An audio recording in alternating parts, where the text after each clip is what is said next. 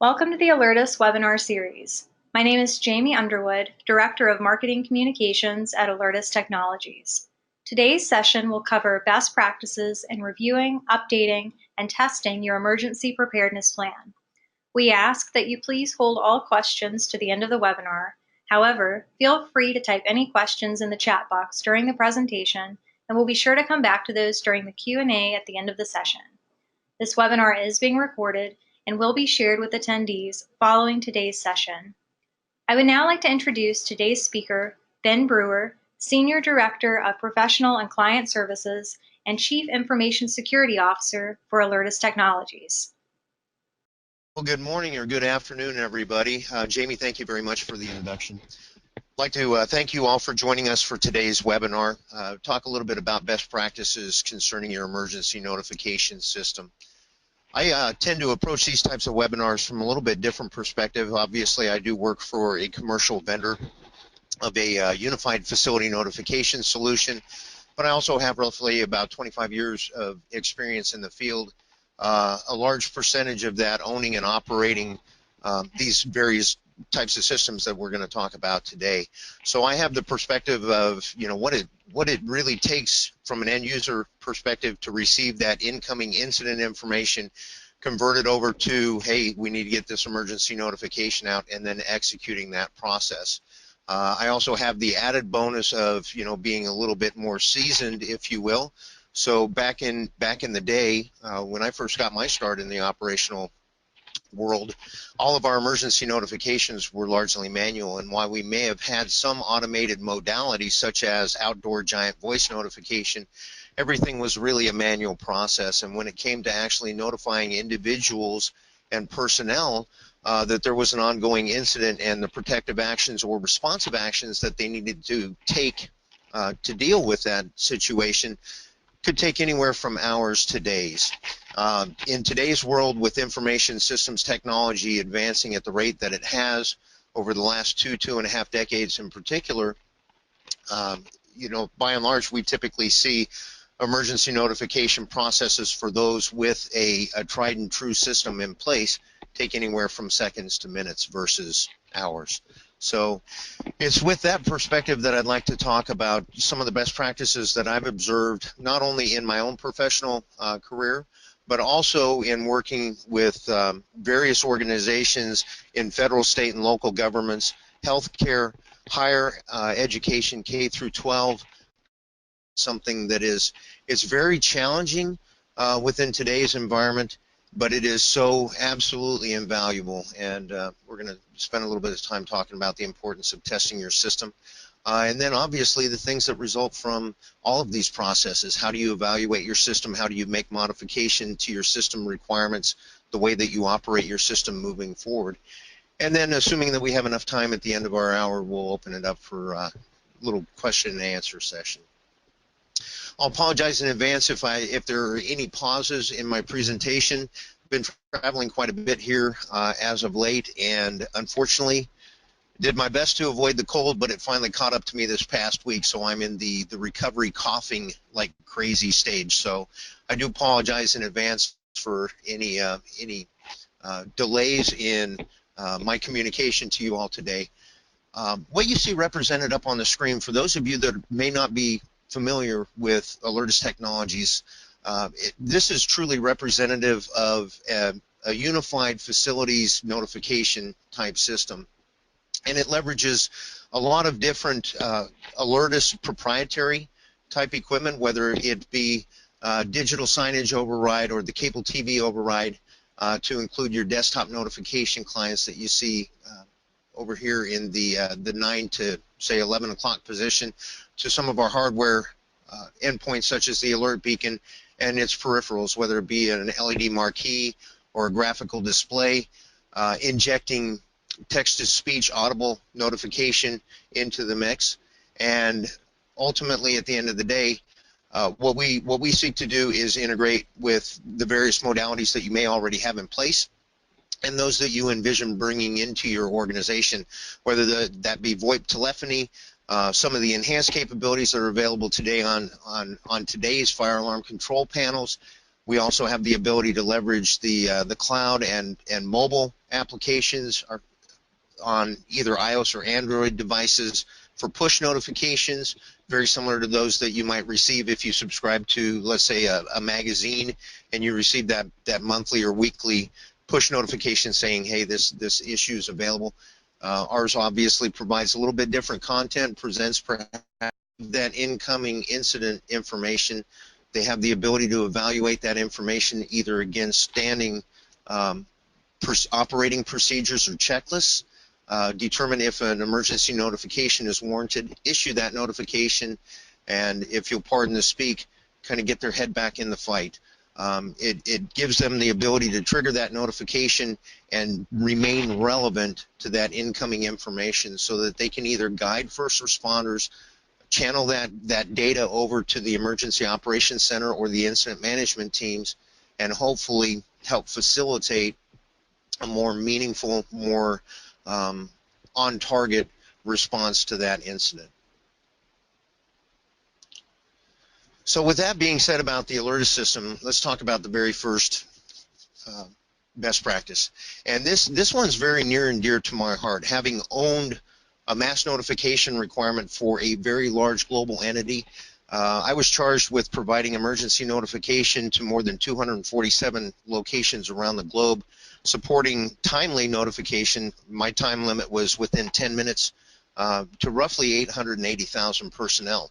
So as you might imagine, understanding what it is that I need so that my operators have the ability to initiate that response within 10, or that notification within 10 minutes was very important. And a big part of that was actually sitting down with my team and going through the who, what, when, and how drill. And you know, you always knew the why, because the why would vary based upon the incoming incident, and hopefully based on risk analysis and emergency operations planning and crisis communication planning and things of that nature. You had the whys already covered.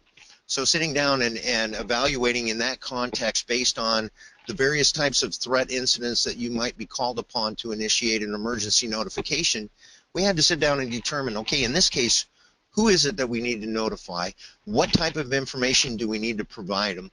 When do we need to provide it? You know, is it just an initial blast, or is it an initial quick blast with a standardized template followed up with amplifying information? And then obviously probably one of the more important questions out of that, how are we going to get that information out to that target base? So really we're focusing on the target, the message, the timing, and the modalities in that. As a big part of understanding what my notification requirement was, we spent a lot of time sitting down and looking at the way that we as an organization, a very large organization, operated day to day. You know, how did we communicate with one another day to day? And then we took a step back and thought back to all of the various types of incidents that we'd had to deal with, whether it be something such as a severe weather warning, an actual tornado event that impacted one of our locations, hazardous material spills, mobilizations of the incident management team, things of that nature. How did we differ in our approach to communication when we entered that, what I call a surge state, as part of that response aspect to any crisis? So we sought to define the differences between the way we communicate day to day, the way we communicate in a crisis state, and then make a determination as to whether we really needed to have that difference in place. Because one of the best practices in crisis communications is that as you enter a crisis state, you should continue to communicate in the same manner. Obviously, content will differ, but you should continue to leverage the same types of tools and approaches that you do as you leverage day to day within the organization, so that it's still within the norm. People are familiar with those modalities, the way things operate, and it's just, again, it's the content of the message and the responsive actions that are being required that tend to differ in those types of communications. We also stepped back and really took a look at the organizational culture, because again, we were talking about 247 locations around the globe, a lot of different cultures that we were that came together to help achieve the corporate mission and the vision, and we had to make sure that we were approaching our emergency notification planning and putting a system or a listing of requirements in place that would support all of those different dynamics. Some of the environmental dynamics that we really had to truly focus on were the age of our infrastructure and understanding how buildings were constructed that we're going to be communicating into, understanding how some of the campuses were laid out. You know, were they really compact, or were they geographically, you know, spaced out from one another to where our employees would spend a lot of time out of doors, if you will, so that we really needed to focus on the outdoor notification aspects of things. And then we really sat down and took a detailed inventory, looking at what already existed within the organization and where those common threads were, and tried to foster a requirement so that we could build upon the commonalities and try to minimize the level of modality diversity, if you will, that we had existing within the organization. So just trying to find those common platforms, if you will, instead of having a common type of platform, but having, you know, 7 to 10 different vendors, all of which would have some little proprietary difference within their system that we would have to, you know, seek a method to overcome in order to leverage it effectively, and more importantly, in a common type manner as we are doing across the enterprise. Obviously, that's all a part of understanding the capabilities, and when you sit back and you're looking at emergency notification, obviously we're always very mindful of redundancy. You know, when we're looking at modalities, oftentimes when you're looking, for example, at a personal notification system, which by my definition, a personal notification system is a system that is designed to target Ben Brewer as a specific recipient, focusing on Ben's phone numbers, on Ben's email addresses, and, you know, whether Ben's opted in to receive SMS text messages or not. These types of systems oftentimes have a very intensive database that back them up and support them. Oftentimes supporting as many, for example, within the email modality, as many as 10 unique email addresses per contact. So understanding that capability and how those systems operate is very important to rolling it into your entire approach. Once we had gone through that drill and we really kind of had an understanding of, hey, we have systems A through B in this area, C through E in this area, and so on, we were able to sit down and kind of come up with a straw man for our emergency notification requirement based upon that. And we obviously had some areas that we thought that it was best to kind of put out to pasture, if you will, and move onward, because technology had advanced so far from some of the older modalities that were out there. And at that particular point, we were ready to approach our senior stakeholders and sought their buy-in, because ultimately it was those individuals that were responsible for approving, you know, the annual budget to make this happen. Stakeholders in this particular area of expertise, when you're talking about an emergency notification system, as an operator or as an emergency manager, you know, from my own experience, it's very easy to sit there and say, well, you know, my stakeholders are the people that I'm going to be communicating with, and the leadership of those various, you know, groups within the company. We were a little bit too quick, and this was back in 2005 when I first had inherited ownership of this mass notification requirement. We were a little bit reluctant to bring information technology to the table, and it was interesting because during one of our conversations, one of the junior team members stepped up and said, you know, one of the most important aspects of this entire system is the way that it is going to reside and operate on our network. We need to get IT in here so that we understand exactly what security requirements we need to build into this requirement, what types of Care and feeding, operation and maintenance type funds are going to be required to stand up the various servers, switches, firewalls, and things of that nature, as well as ongoing maintenance when it comes to, monthly security patch evaluation, pushing software updates, and things of that nature. We needed to have IT at the table very early in the game.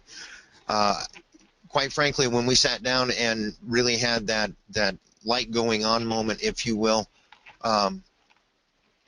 it probably set us back about 2 weeks, because there were considerations and certain perspectives that the information technology stakeholders were able to share with us that us as operators, we really didn't have that understanding. So what I would say with regard to stakeholders and buy-in is that it's very important that you recognize that not only do you have stakeholders on the operational side, whether they be security, health and safety, emergency management, but you also need to, much of what you're doing is considering the individual alert recipients as very critical stakeholders, but you also have other peer stakeholders within your organization, whether it be within public affairs or whoever handles your communications outside of your company or your organization, and of course your information technology experts. Those folks, getting those stakeholders involved, getting their buy-in into what you're hoping to achieve early, and keeping them at the table very often throughout the process is absolutely invaluable, so that when you do elevate to the senior stakeholders within the organization, obviously if you're talking with somebody that's in the operations chain, they are going to reach across the aisle to their peer in information technology. And if your stakeholders that are involved at your team level are keeping their senior stakeholders engaged, those communications go much more smoothly. And then at the end of the day, when you've got your requirement, when you've got your requirement established, beginning the conversations with industry partners is very important.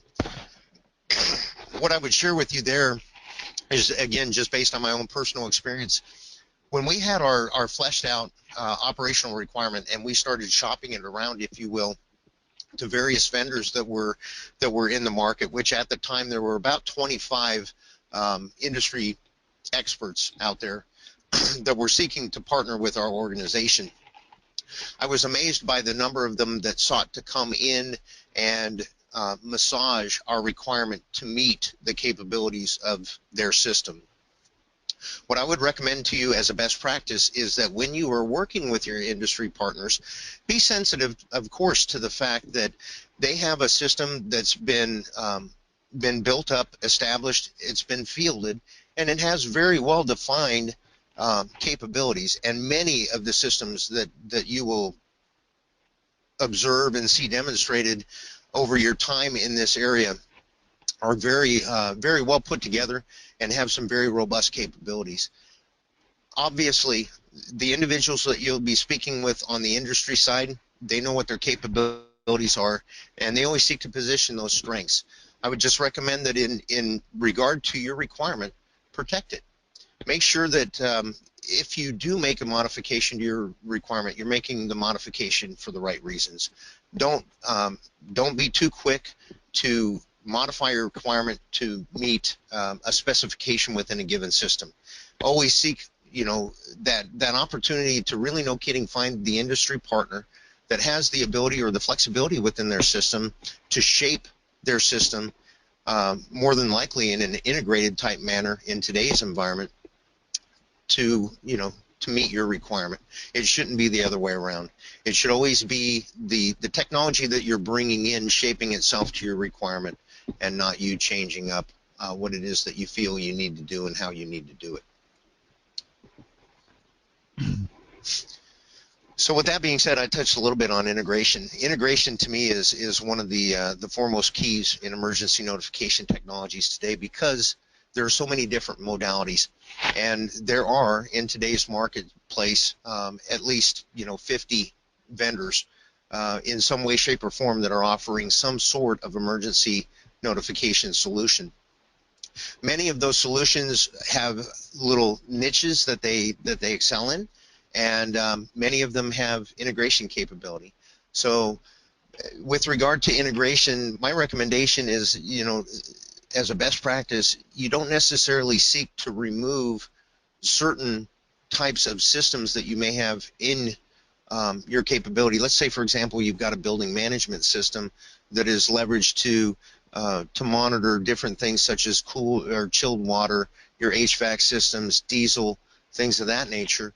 You wouldn't necessarily need to, nor should you need to, scrap those types of systems in favor of coming up with one single system. Instead, seek opportunities, and in working with your industry partners, seek opportunities to integrate that incoming emergency notification technology with other technologies that you see as absolutely invaluable to supporting not only your crisis management, but your ability to seamlessly activate an emergency notification without your operators either having to dedicate a human resource to monitor a system 24/7, so that they can say, ooh, just saw an amber queue on this screen, we need to activate an emergency notification, but rather automate that process.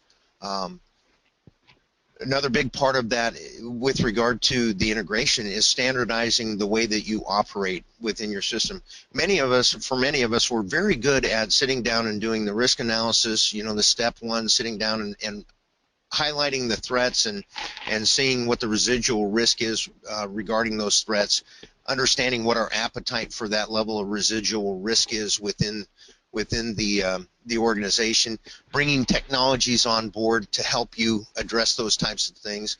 Emergency notification systems not being any different than others. But sometimes where we either don't have the resourcing or the time to spend the time needed is in the development of the standard operating procedures. What we've seen more times than not, and I've seen it a lot through practical experience, exercising, training, and evaluation of those exercises, is that a lack of standardized operating procedures, something that is developed and provided to your privileged system users that guide them from step A to F to log into the system, activate the required alert, and monitor that. Lacking that standard operating procedure, oftentimes, especially in the face of an incident when chaos, fog, and friction typically tend to escalate, could potentially be a recipe for disaster. So I'd recommend that you either come up with a very simple checklist. I've seen anything from very detailed checklists that are targeting specific incidents, which are great, all the way down to a smart card that sits on the back of an individual's access badge, which are equally beneficial. But just having that standard operating procedure that you train your operators to, absolutely invaluable. As with any emergency planning that we do, pre-planning is very important. And pre-planning, when it comes down to your emergency notification system, when you sat down and wrote out your requirement, you understood or started to understand the who, what, when, and how. The pre-planning is really sitting there and saying, okay, based on this and our crisis communications plans, I'm going to go ahead and put these pre-canned alerts already in place so that when they do arise, either they are simply activated without any modification required, or they only require slight modification. This obviously, from an operational perspective, allows your system operators to be able to receive the prompt to activate the notification, and again, get back into that mode of intaking the information and passing it along to those who are in charge of formulating the response to the recovery operation. Many of our systems, as I talked about, with regard to integration, a lot of the systems that are out there today, I call it, they're very hooky, they're very integration friendly. But even with the most simplest of integrations, configuration is absolutely invaluable. So what I would recommend is when you're looking at integrating a system, whether it be a simple hardware integration such as a contact closure to a sensor, or whether it be a little bit more detailed software configuration, configure it, Evaluate that performance in a very limited perspective. I always recommend doing so using a test group that you might establish, which could include, dialing your own personal phone, sending you an SMS text, activating a mobile notification to you only, activating desktop alert for you only, activating hardware alerting appliances, whether they be, whatever audio visual medium they be, they come in. Evaluate the way that they perform. Is the end effect that you're seeing when you're testing that configuration what you need? If it isn't, configure it again, give it another shot at evaluation, and pretty soon you'll be able to get that configuration in place to where you want it and be able to see it perform real life or during a more formal test. And then, obviously, at the end of the day, informing and educating your operators as well as your recipient base is absolutely invaluable. One of the biggest downfalls within an organization would be to have a wonderfully detailed training program for all of your privileged users so that they understand how to activate an emergency notification for a chlorine leak to a bomb threat or a tornado warning, but not educating your recipient base of what type of messaging they should expect to see during these types of events and the types of protective or responsive actions that you will be asking them to undertake.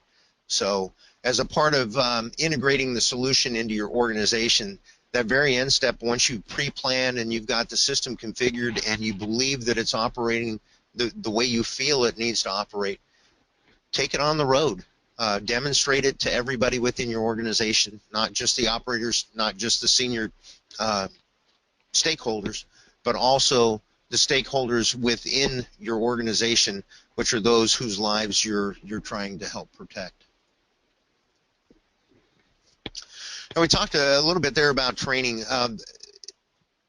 Not to expand or to kick the training horse too much here, but you've got two different groups that you'll be focusing on with regard to system operation. Those that have the ability to activate an alert, monitor alert, cancel alert, pull up reports, things of that nature, and those that are system administrators, those individuals that help you evaluate system logs, help you create user accounts, maintain user accounts, and things of that nature. Obviously, initial familiarization training is critical. My recommendation to you all is that when training operators, especially on a brand new system, is to approach it from a crawl, walk, run type perspective. It's typically been demonstrated that if you sit an individual down in a training course for 3 8-hour days, the level of retention is not really going to equate to that full 24 hours of instruction that they received. So my recommendation is that you kind of start them out slow. You familiarize them with the system, its capabilities, and what their role with the system will be, and then continue to train the system in a logical block type methodology. Obviously, that doesn't need to be stretched out over months, but it doesn't necessarily need to occur within a consecutive hour of instruction type approach either. Again, oftentimes this gets back to evaluating your organization and understanding your operational culture and your operators themselves. What's their capacity to learn? How new are they to these types of technologies? Obviously, if they're very familiar with it, larger blocks will be a little bit more digestible and much more easily comprehended than if they're very unfamiliar with the technology that's being introduced. I also find that introducing a recurring qualification training aspect to your training program can be very, very valuable. And what I recommend is making that recurring training as realistic as possible. With many of the systems that you find out in the emergency notification space today, setting up a production system, obviously that's always the primary goal, but setting up a training system that is air-gapped from your production network is oftentimes very, very easy and very cost-effective. It doesn't oftentimes present itself at a high level of cost. And one of the benefits in setting up a training system that is on an air-gapped system that is not touching your network is that you can set that training system up to identically mirror the production system without having to worry about, okay, Ben's in there, he's going through training on a hazardous materials spill. I sure hope he doesn't activate the production side of the network, because that capability simply doesn't exist. But when you have a system that is built in that particular manner, operators don't have to jump from a PowerPoint over to a user interface and then not really be able to interact with that user interface for fear of doing something untoward across the organization. Instead, they can go through the lesson, whether it is an aggressive exercise that's administered by a qualified trainer, or whether it be, a PowerPoint presentation walking them through an exercise.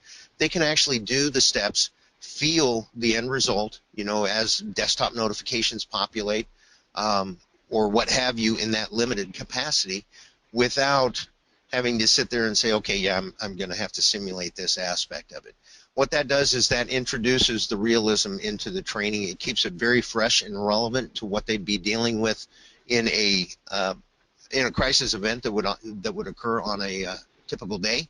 And you don't have to worry about your operators having to shift from a training mentality over to an operational mentality as they're, either sitting the console, or if they are an individual within your organization that wears multiple hats, perhaps receiving the directive to trigger an activation and having to rethink, okay, what are my credentials for the production system versus the training system. Many times with that air gap training system, having the ability to keep credentialing and everything else identical to what they're seeing in the production world is a lot more easily attainable than what it has been in years past. But again, I just recommend, as a best practice, keep your operators fresh with the system. Make sure that they know what they're doing on a recurring basis, whatever that frequency may be for your organization. And oftentimes training frequency, again, it all gets back to that appetite for risk. And oftentimes the higher the level of risk, the lower the level of appetite, so the more frequent the training. And it is very, very important that you keep those operators fresh and familiar with the system, so that in the event that a crisis does emerge, they have the ability to activate those required notifications in a timely manner, versus becoming just simply another lesson learned that we read about in the paper far too frequently today. Leveraging varied capabilities within your organization is absolutely invaluable. Again, this kind of speaks back to what we oftentimes look for in crisis communications and emergency management, that redundancy and things that help build added layers and help enhance other modalities. The three that we usually look at within our organization, we look very frequently at sound and the visual capacities, because many of our laws, whether it be the Clery Act or the Occupational Health and Safety Act, they require audio-visual notification. So obviously looking for the varied type of sound generating and visual capabilities within your organization and determining how you can leverage them is a way to enhance the reach of your system, whether it just be saying, hey, we've got smart panels deployed all throughout the organization, and finding a way to either leverage some sort of software client to override and take over that screen, or perhaps set up that the system, because many of those types of digital or visual display systems have an operating system and an application that are driving that content. Many of those today have the ability to subscribe to syndication type feeds and things of that nature. So seek out those opportunities to enhance and leverage the capabilities that more times than not already exist within your organization. And then obviously throughout that process, you're really, at the end of the day, when you're looking at how you're best audio and visually initiating an emergency notification, you're helping to assure that you're able to properly engage that target audience and heighten the chances that they're going to receive the notification in a timely manner, understand it, and be able to properly act upon that notification based upon either training that they've received previously that tells them, hey, if a campus evacuation is directed, this is your assembly point, or B, responding properly to the protective actions that are being prescribed within the emergency notification itself. Well, in today's world, we all have mobile devices. I know myself, when I travel with two smartphones, a tablet, and kind of a hybrid computer that can convert to a tablet. They're all in different OSs. They all have different capabilities, whether they just be Wi-Fi only or actually have wireless capability through my wireless provider. But there's an awful lot of things that can be done in today's world with regard to integrating to address the mobility of individuals throughout your organization and your facilities. By integrating with these types of devices, obviously, we're seeking the opportunity to foster the synergy, creating a more efficient notification process, and again, it streamlines that operational procedure, because once you get these systems working together, typically, if the alert isn't being automated based on an incoming feed, which the graphic that you see represented over here in about the 3 o'clock position on the slide, that's an example of a potential incoming weather feed that could potentially trigger an automated emergency notification. But at the end of the day, what it's doing is it's freeing up your operators to remain engaged on other data, other relevant data that is incoming to them regarding the situation, so that they can forward that data onto the proper authorities, whether, again, it be an incident management team, first responders, incident commander, emergency operations center, so that those actions that data can be further analyzed, turned into meaningful information, and acted upon. I've talked already about the various types of feeds on the very first slide of the presentation, but again, when you're thinking about your system, I encourage you to think outside the box. Think about data. What types of data sources are out there that your system should be able to consume or can possibly consume? If it can't do it today, talk with your industry partners about how they get that onto their product roadmap, so that in the near term, somewhere down in the immediate road, you have the ability to intake and leverage that type of incoming information. But again, we're really focusing on existing types of data feeds that are out there, simple incoming messages, such as just pointing your system at an incoming email box that is set up for the system to use and apply business logic to, whether it be a hardware type integration, which is typically more times than not a very hardwired direct integration from one contact to either a sensor or another contact, and then again, understanding the various types of mobile devices that are being used within your organization, and probably more importantly, how they're being used within your organization. Does your organization have a bring your own device type policy? If so, how do you integrate your system, or how do you field your system to help enhance your reach into those types of devices? And ultimately, at the end of the day, what you're seeking to do is to bolster your continuity of operations. I've talked quite a bit about testing the system from a training perspective. Now let's actually talk about testing your system from a more practical perspective. And this is oftentimes one of the most significant challenges that I hear when I'm consulting with organizations out in the field is, well, hey, hey, it's great that I've got the Clery Act here, and it tells me that I've got to be able to test my system. Oftentimes that's easier said than done because of the level of coordination that's required, and trying to determine what is the best method for testing the system so that it occurs in a manner that is consistent with the way the system will behave during a typical activation, but without desensitizing persons within the organization due to the frequency of testing. When I state up there that as a best practice you should be doing daily or weekly functional testing of your system, that is obviously in a very, very limited capacity.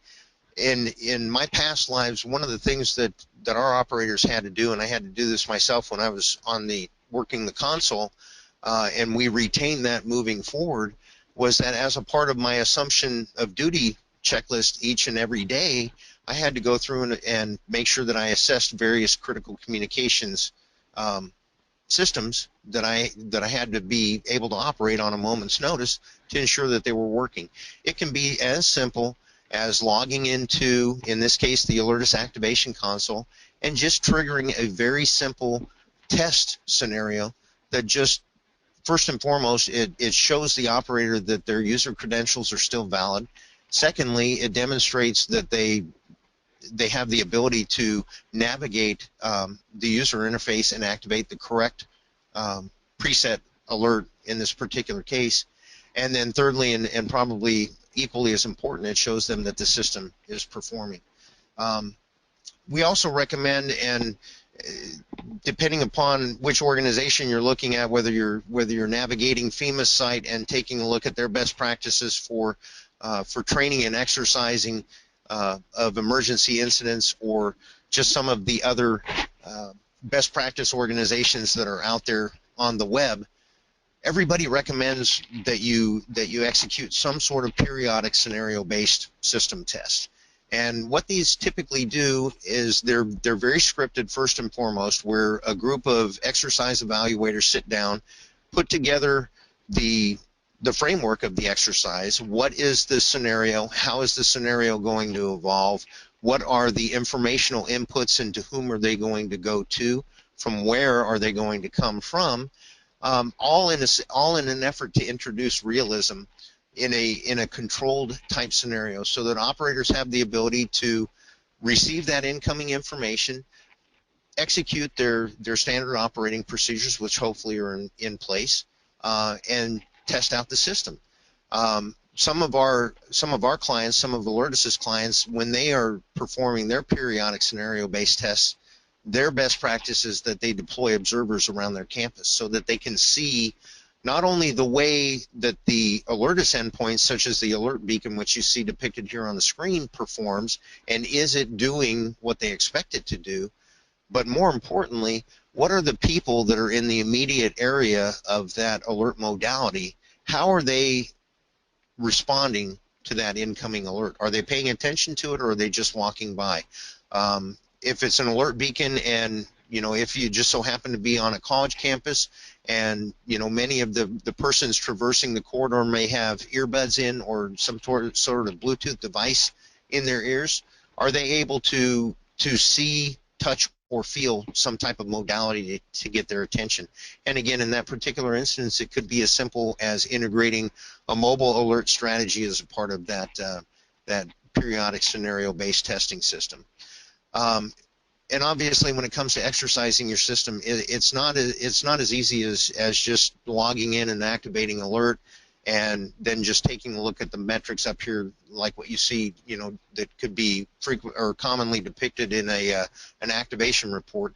But one of the most critical things that you can do thereafter is actually sit down and perform what I call a hot wash of the event.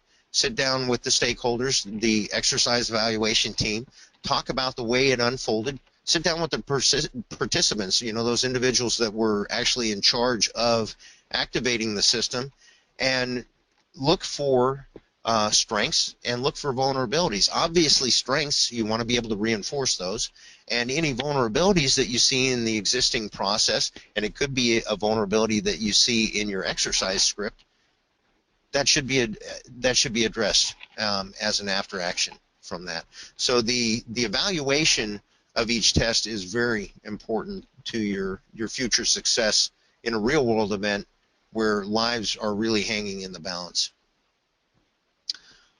Exercising and evaluation in these daily evaluations, as well as real world activations, all provide us with opportunities to sit back and evaluate the system.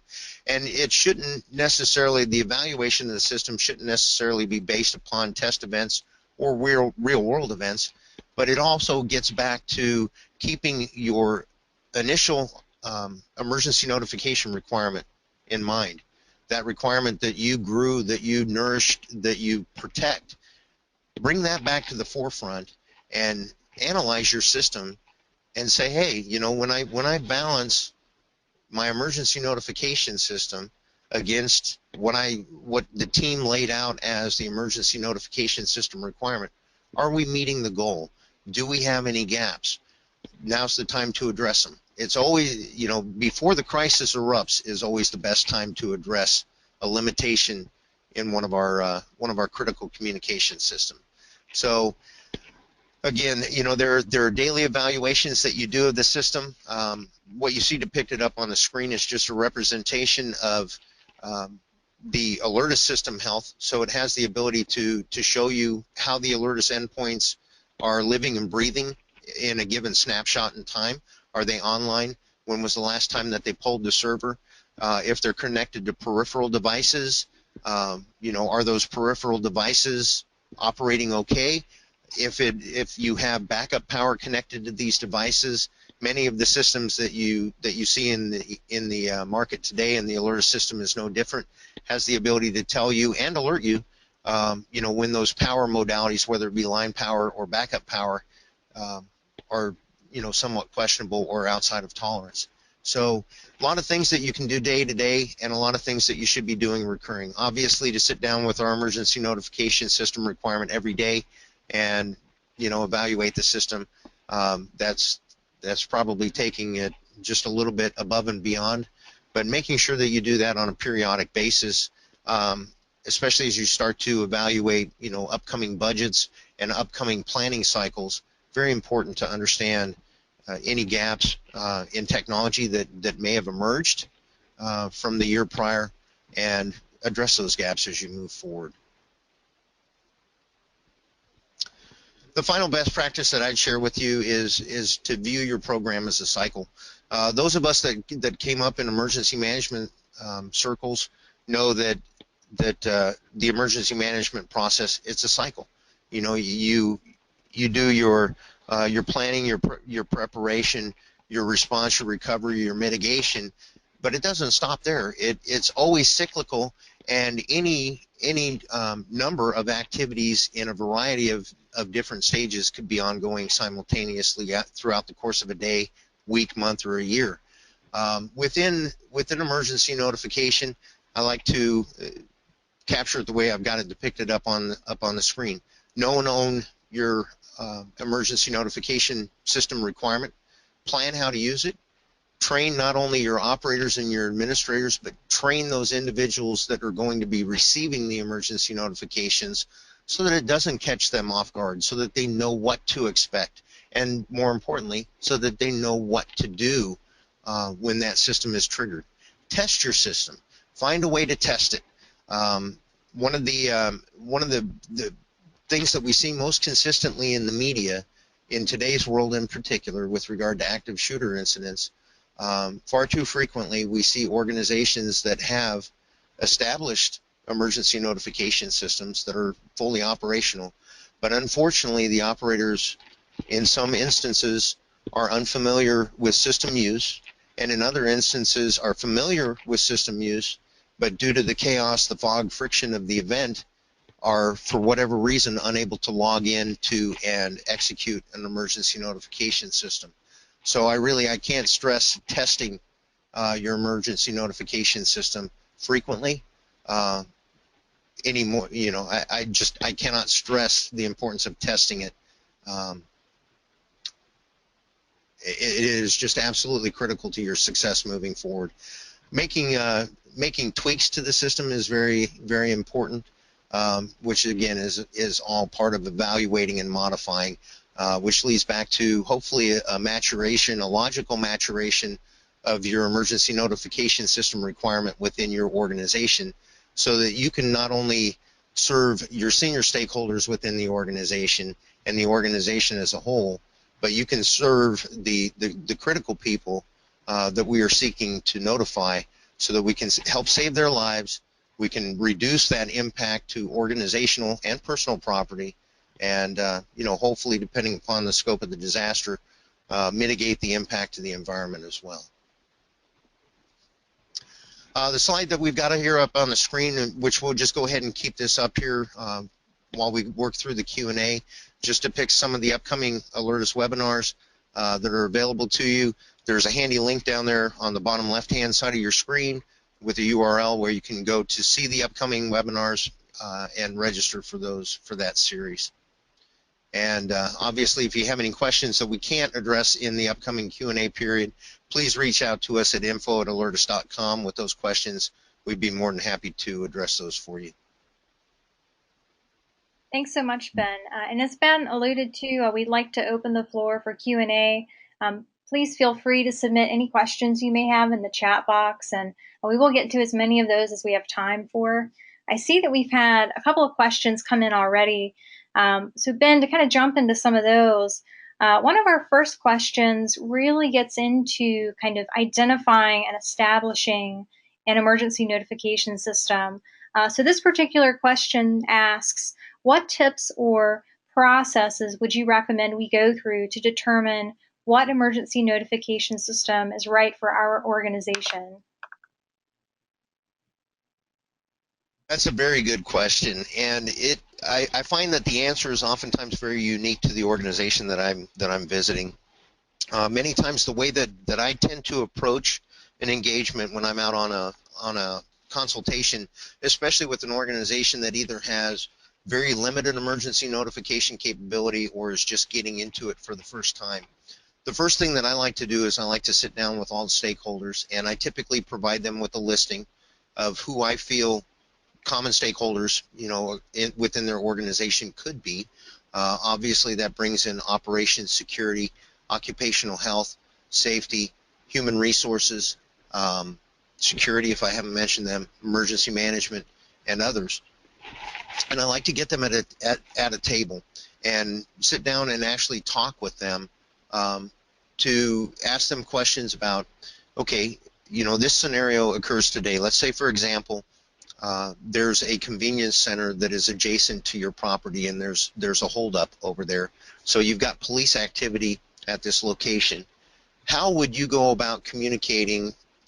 First and foremost, what do your plans dictate? Does it dictate a facility type lockdown to where you're keeping your employees, your students, your faculty, your contractors isolated within the building? And whatever that process is, how do you go about communicating it? One of the things that I often do in advance of that meeting, however, is actually guide the organizations that I'll be consulting with through a kind of an information system inventory, if you will. The things that I like to sit down and really focus on are, do you have VoIP telephony deployed within your organization? If so, what is it and how do you use it?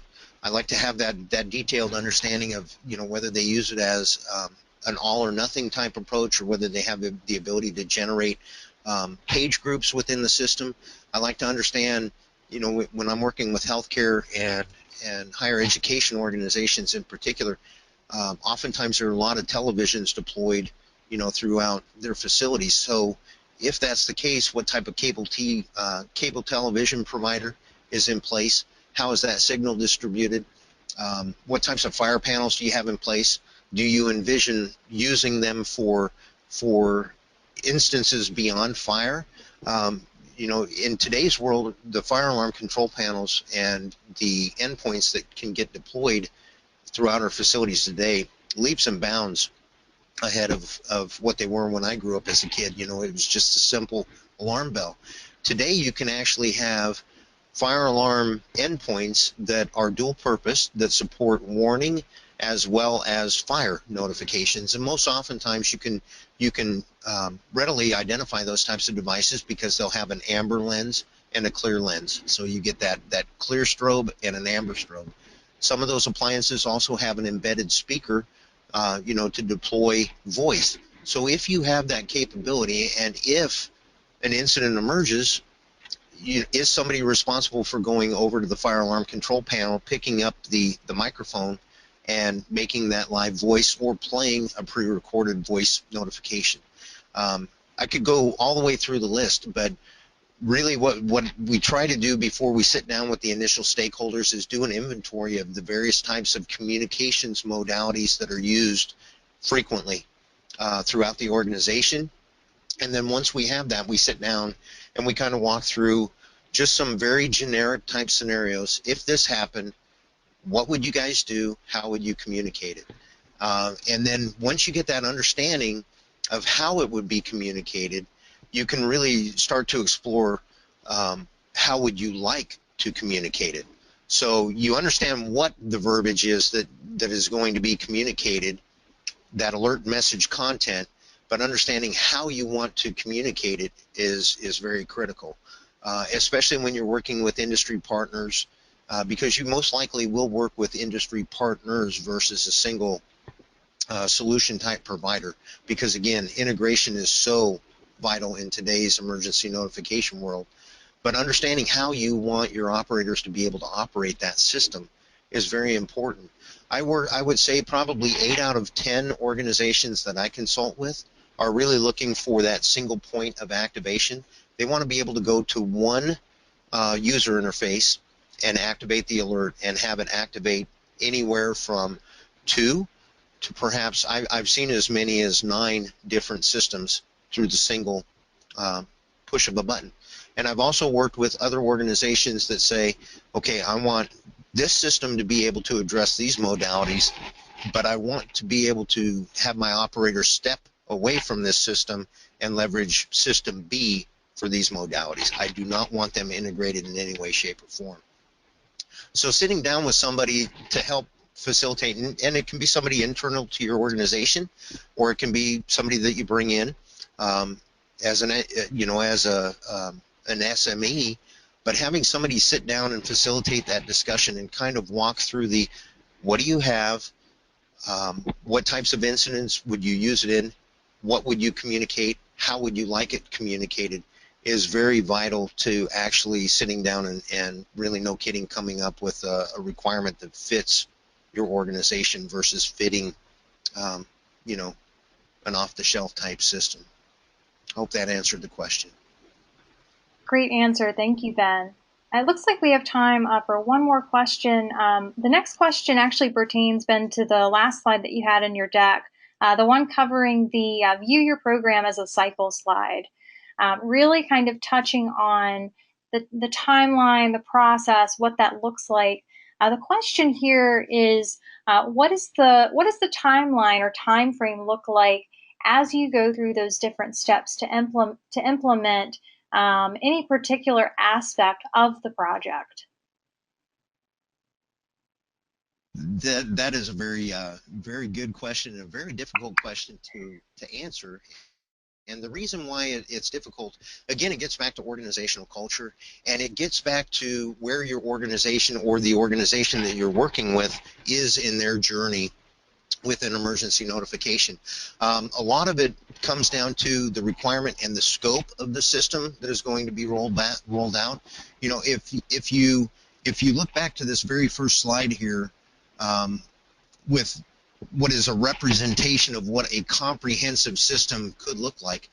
If I were going from a dead stop, kind of the 0 to 60 type thought, and wanting to roll out all of these modalities, let's say, for example, I've got a Cisco VoIP system, I've got Gamewell FCI fire panels already deployed, I've got an analog cable TV signal, a straightforward digital signage system that's driven by a PC. We want the mobile app, but we don't have any of this yet today. You're looking at a very lengthy process, because again, we oftentimes, what we recommend is, and where we see the most success in system implementation is employing that crawl, walk, run type approach.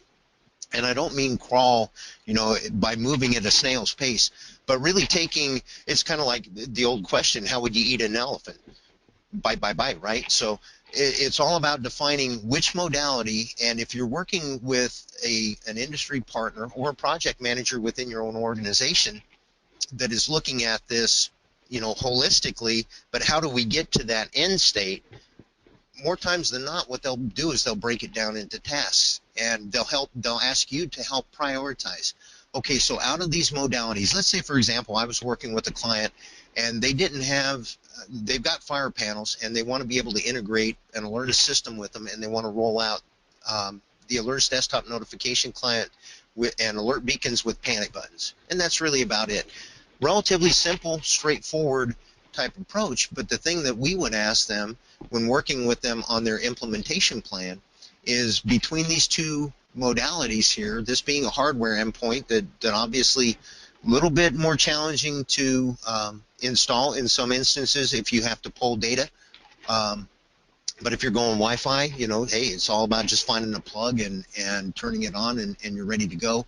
Or do you want to implement the Alertus desktop notification client first and then work toward integrating your alert beacons? So my recommendation when it comes to really sitting down and evaluating the time it is going to take you from requirements definition to acquisition to implementation, acceptance, or testing, followed by your acceptance of the system, really keep the scope of your project in mind. There are certainly opportunities to implement different types of modalities simultaneously. Obviously, if you're bringing in low power and electrician type installers to install hardware endpoints, you can always be working with your IT staff on the background to package up the notification client, get that pushed out across the system. And then depending upon your VoIP solution, whether it's a hardware SIP injection or a software, elegant tone and text type integration, there are opportunities to work on these types of things simultaneously. My recommendation is to sit down, evaluate your scope, talk with your industry providers, and ensure that their project plan to walk you through that implementation addresses your priorities.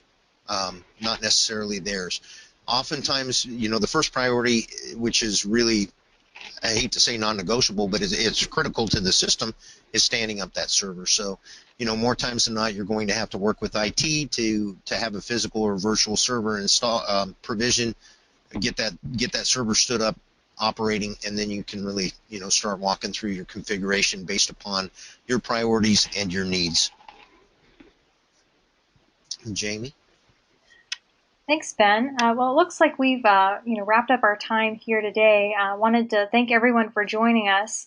And just really quickly, Ben already went through this, but just a reminder that we have a number of really exciting upcoming webinars. In April, one covering outdoor emergency notification solutions. In May, we have one coming up that's going to cover our VoIP phone notification solution. And in June, we'll have one specifically covering desktop. So kind of doing a deeper dive on some of those specific products.